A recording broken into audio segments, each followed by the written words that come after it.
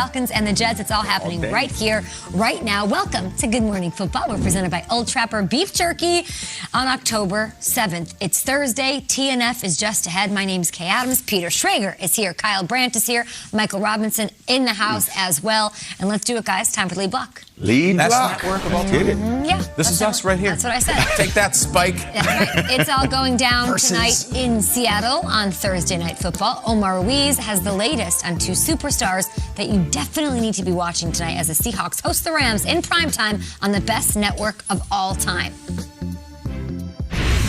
Good morning, Kay. We are in for a treat with Russell Wilson facing off against Aaron Donald. Of course, Wilson is the quarterback that Donald has sacked more times in his career than any other. But, of course, Donald's saying that's because he's played Russell Wilson more than any other in his career. A lot of mutual respect being spoken of one another this week. They also spoke with Russell Wilson going into his 10th year now and Aaron Donald his 8th about getting their bodies right on this short week preparing for Thursday Night Football. Russell Wilson says he's been swimming a lot, getting his laps in while watching film and getting his treatment, trying to be efficient with his time. And of Wilson, Aaron Donald said that, of course, he's grown with his knowledge of the game, diagnosing defenses at the line of scrimmage, all his pre-snap reads. But still, in this world of next-gen stats and analytics, so much of what Wilson does is still all about street ball, the style of play they had when they were kids. That playmaking ability when the scripted play breaks down is something the Rams defense will have to be aware of with Russell Wilson and the Seahawks.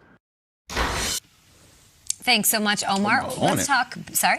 So Omar was on it. He's right. We always just love having him on the show. Let's talk X factors for TNF. Rams versus Seahawks division matchups, always tough. We were just talking about it in the commercial before the show. What are we excited about? What is the X factor? Two of the best players in the world, Aaron Donald versus Russ. I would sign up for this every single week. Omar's all over it. Let's get after it. Omar nailed it. I will elaborate here. Just give me 99 versus Russ right now, every single snap. This feels like a little bit of a reboot. You ever watch American Gladiators? They would do the Powerball. Remember that, Mike? And it would be like this great athlete who's a contestant. It's Rick Simmons. And then it'd be like, Nitro! And they'd have to battle a Nitro or Gemini and Tower. Donald is the gladiator. Russell is the contestant. And they're going to go 4 quarters of action. And there's so much familiarity. Sometimes Russ wins, sometimes Donald wins. This is what I'm looking for tonight. There's always the Russell Wilson play where he spins and jumps and he's down, but he's not. Oh, my God, he escaped and he found Lockett for 3,000 yards downfield.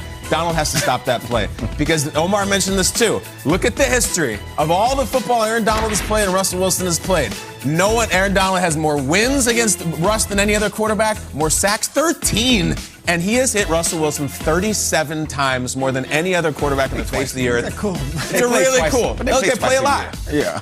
If the Rams are going to win this game, that number 37 has to be, I think, like 43 by tomorrow morning.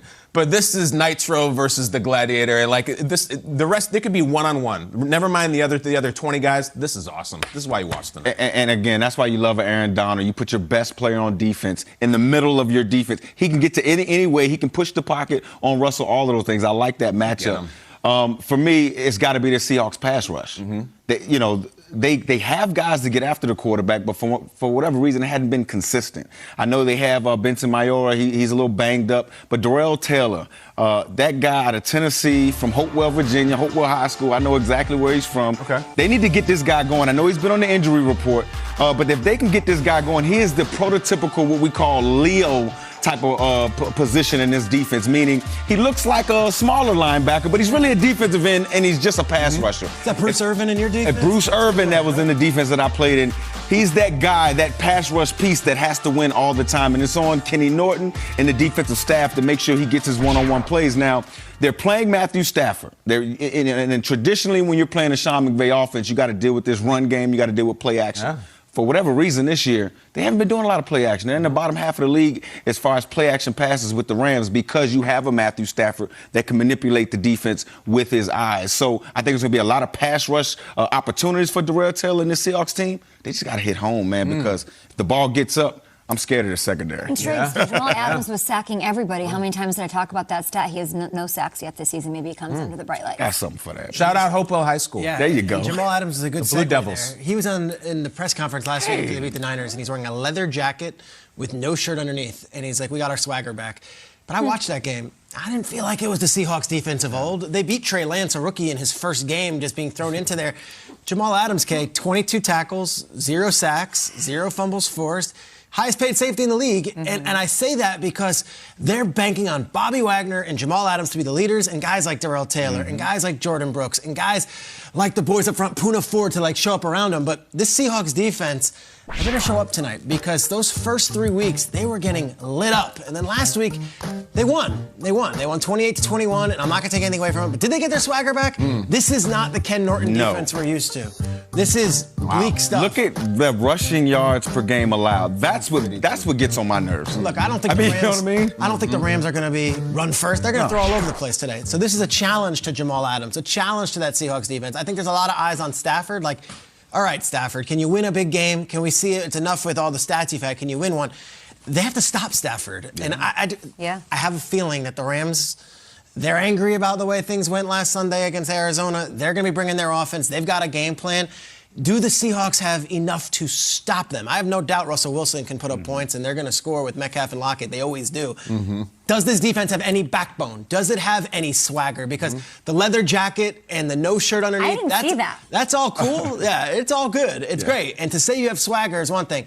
Show it to us on a national stage, because beating Trey Lance is different than beating Matthew Stafford in this Rams offense. Peter, they're the worst defense in the league. Yeah. Don't say that anymore. They're the 32nd. We just showed the numbers. They're the 32nd out of 30. That's unbelievable to me. Something I feel stupid, because all offseason, all I talked about is the last 8 weeks and how it's going to carry over. And if it does, and Brooks and everybody, you guys know I'm obsessed with Bobby Wagner. Didn't I pick Jamal Adams for my Defensive Player of the Year? I think I don't know. Maybe I think I did. I think you did. Let's go with the sacks. And I think I would. Yeah, thank you. They're like, yes, you did, Kay, in my ear. That's what they're there for. The weird thing is, I wasn't convinced Arizona could stop Matthew Stafford, but they did sort of zero in on Cooper Kupp and take him sort of out of the equation. He got peppered with targets, but he only caught 5 for 63.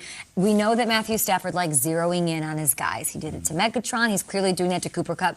To me, it's some other receiver has to step up. Jefferson, we've seen flashes. Deshaun Jackson, we saw at 34 making a big play here or there, but I don't know. Bobby Trees, man. These flashes out of Robert Woods, I need to see more of that, because if they somehow do have the swagger, Triggs, and they can stop what Kupp is doing, somebody else has to come and make a play. And I think they're going to need one of these other receivers to have a big night for them to come away with the win, because we know Jalen is hanging out with DK Metcalf. Tyler Lockett's going to go deep, and they're going to score. They will. And look, 13 targets last week for Kupp, and he only caught 5 of them. Yep. So 5 for 13? 5 for 13, Peter, so you might want to spread the ball around. We have something important here. You just called out Jamal Adams on national TV for not having swagger, and you took a little sideswipe at his fashion. If Jamal Adams comes out tonight and has 2 sacks and an interception, will I wear? Will you go leather jacket, no shirt on this program? Answer the question. Yes. Yes? If he has No shirt, too? How many sacks? What do we need? 2. All right, let's play it this way. 2 sacks, a Seahawks win, and they hold the Rams under 30. And he's going to have 2 sacks? No. That's what he does. No, the final offer is 1 sack under 30 Seahawks win. Are you in? 2 sacks in a game? No, 2 sacks. 2?